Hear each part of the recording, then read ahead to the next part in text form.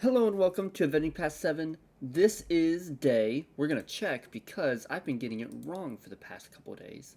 I did fix it. This is day 208. The last 2 days, the titles and what I was saying was wrong, but I was still making a video every day. We are on day 208.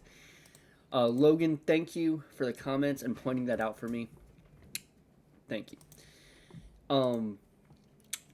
Now, I've been saying that I need to find something to rant about because I enjoy making the videos where I rant. This is one of those. First, if you haven't already, please subscribe, hit that like button, comment down below. Now, comment down below in regards to this next topic. In your opinion, which of course it would be your opinion, I'm asking for your comment, which is better? PlayStation or Xbox? Comment down below. Here's my opinion, and here is the majority of my rant for today's video. I think Xbox is better than PlayStation. One, as the console, but also as the company. Now, for my cheap shots, for one, Halo. Xbox has Halo, and Halo's pretty good. Is legendary, has pushed barriers in all three of the Bungie games. It was breaking barriers and starting trends and changing the landscape of gaming. I'll leave that at that. For two, I'll say the controller. I think an Xbox controller is much more comfortable in my hands than a PlayStation controller. Just how I feel. But what's going to lead me into my rant about why I think Xbox is better than PlayStation. The PlayStation CEO recently said in an interview or somewhere public that PlayStation games are still not going to come to PC on day one. And that's where my rant is going to be today. Why I would say Xbox is better than PlayStation? Because Xbox makes their games, majority of their games, easily available to majority of their customers. Xbox, for one, puts majority of their, if it's I'm trying to think of the word, a first-party game, if it's produced by Microsoft or a company they own, on day one, the game has usually been available on Xbox and PC Game Pass day one. Xbox has been trying to push all of their games or their publishers or developers' games to also be available on PC. I think that's a brilliant idea. A lot of people, I feel like PC gaming is becoming more and more and more popular as years go on. I don't think console sales are dropping too much because people are still going to want a console. But I think more and more people are wanting to game on PC. More and more younger people are wanting to game on PC. And I think Microsoft is recognizing that and providing for that customer base. And I think that's a good idea. I mean, Halo Infinite, day one, was available on PC. Now, could I save up and buy an Xbox?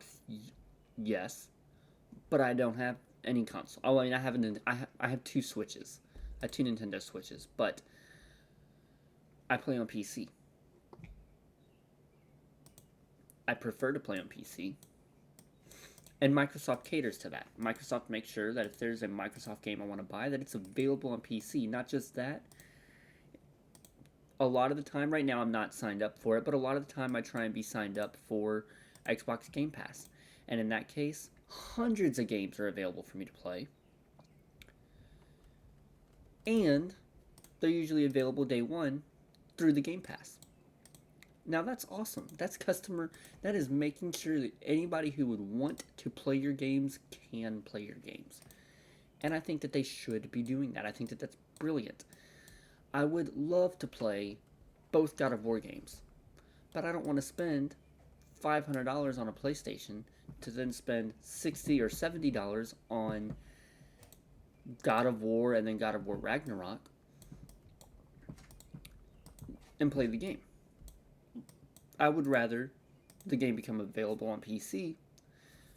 I'll pay $60 for God of War. I've heard very good things about the game. I've got to play the first one for a little bit when I borrowed the game from, or when I was at a friend's house. But, so I'd love to play it more. But I understand the point of console exclusives. It builds the desire to sell the console. And then people have to pay for Xbox Live, or was it PlayStation Live or PlayStation Network? And then people have to buy the games for your console, and then you can take a cut of any microtransactions sold on off of through any game on that console. I get that. That I do understand that. But I also feel like when Spider-Man released on PlayStation, I believe it sold really, really well. Because a lot of people who have an Xbox and a PC never got to play Spider-Man, but they wanted to. And so when it released on PC, they bought it. I think Miles Morales Spider-Man didn't sell as well when it released on PC. I do want to get it at some point, but I'm probably going to wait for like a summer sale. But I think that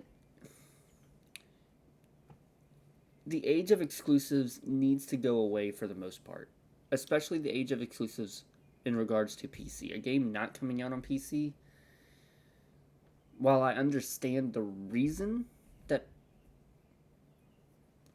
PlayStation would do it, because think about all the people who would have bought the game on PlayStation, and 4 years later, however many years later it was, 2-3 years later, now they're mostly playing on PC and they want to play Spider-Man again, but on their PC. And so they buy the game again. So then they got a double sale. And I can get that. I can understand. But I like how Microsoft is aiming for gaming as a service to their customers rather than a console experience. They would love for you to pay. I mean, because the other thing is, what is it? My Xbox All Active or All Access? Xbox All Access. It's like $15 a month. You get a brand new Xbox. You get Xbox Live. You get Xbox Game Pass for like I think it's like 2 years. $15 a month, $15 to $20 a month.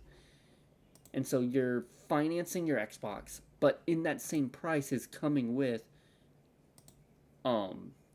the Xbox Game Pass and PC Game Pass. So then you have that, and then after those 2 years, your Xbox has been paid for, and then you can choose to continue paying for Game Pass or not if you want to.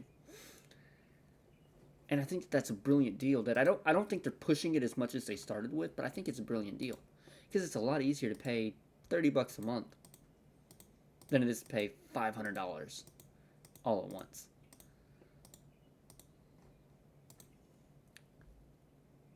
I love to play games. I love to play games. But I think that gaming should be available to anyone. I do enjoy exclusives, but I think that exclusives need to start going away. Now, there's always going to be a battle, but Xbox and PlayStation are always going to fight between who should get those customers. They are. I get that. They're going to fight between them. Because if you're gaming on PlayStation, PlayStation gets a cut of the microtransactions. If you're gaming on Xbox, Xbox gets a cut of the microtransactions. If you're gaming on PC,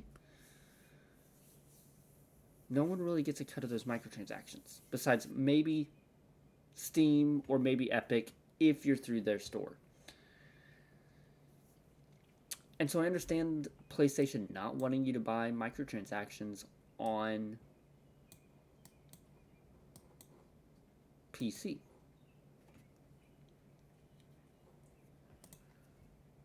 But I just think of all the people who, one, would buy the game day one on PC, but also won't buy the game for years because they're on PC.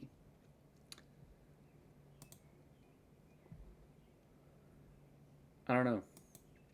Comment down below. What are your thoughts? What are your thoughts on console exclusives? What are your thoughts on games coming to PC versus staying on console? I would love to hear your thoughts on it. Let's see. Now, I am not going to do a live stream tonight for Grand Arena. I said I would last week. I could not do it. I'm not even going to say I'm going to try. But I am going to do something different with the Grand Arena video that I released tomorrow. I'm going to try and do something a bit different with it, so please check it out. It is going to be a little bit different than normal. Here's a preview of our opponent for Grand Arena. A 4 million GP account. Okay, so that's a bit of a struggle. They got Wampa at Relic 5 with 2 Relics but no Ami. Vader at Relics 3 with all 3 Zetas.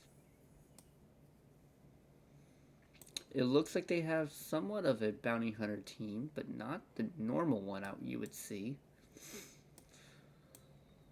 They got Darth Sion up to Tier 12. Dooku up to... They got a Separatist team. This looks like a really, really wide account. I don't see a lot of direction in this account. It's kind of strange. Okay, they have CLS, but he's not built up. So why do you have CLS at this point? But you have 3PO and Chewie at Gear 12. And Han at Gear 12. That's so weird.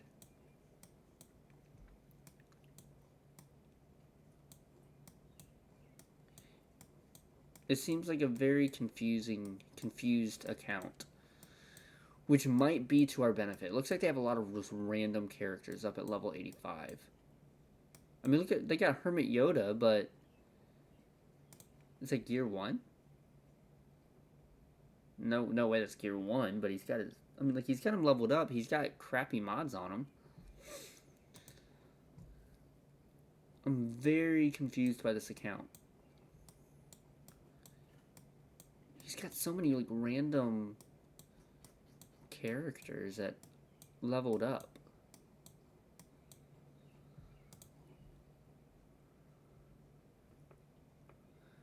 Lando's Millennium Falcon is one of his strongest ships.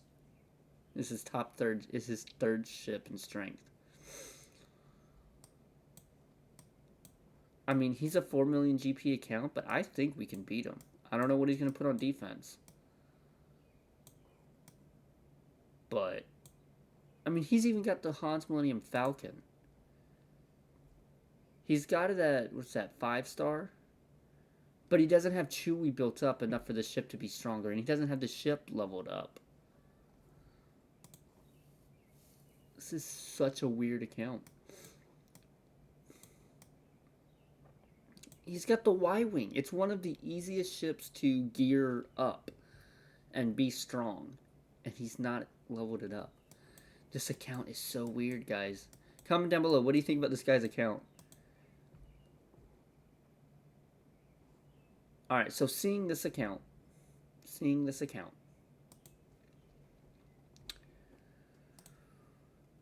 What do we do with our defense? He has the Darth Vader, so I don't think I want Geos on defense. Not my Geos looking like this. Vader can run through these Geos.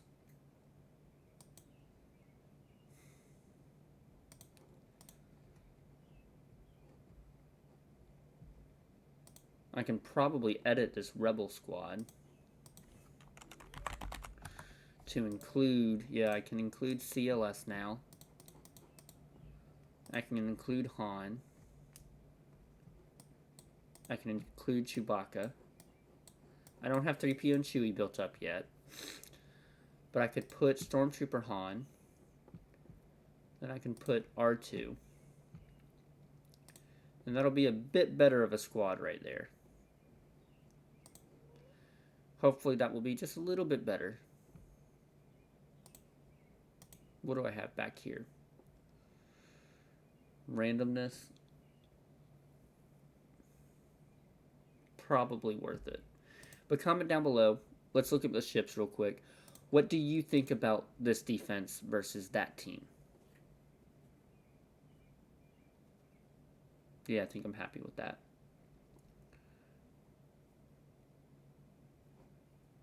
Actually, what I'm going to do is I'm going to put, look, I'm going to put this X-Wing in, and then Boba Fett.